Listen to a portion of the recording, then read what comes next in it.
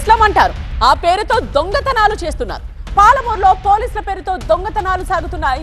మహబూబ్ నగర్ లో దోపిడీ దొంగల హల్చల్కి సంబంధించిన వీడియోస్ ఇవి.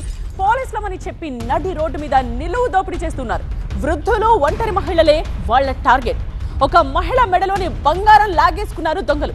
దొంగలున్నారని మెడలో బంగారం వేసుకుని వెళ్ళొద్దని మాయమాటలు చెప్తూ ఉన్నారు ఆ దొంగలు.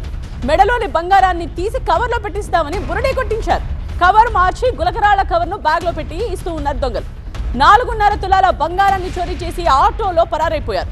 2 నెలల కిందట వృద్ధ జంట నుండి కూడా 8 తులాల బంగారాన్ని ఇలాగే చోరీ చేశారు.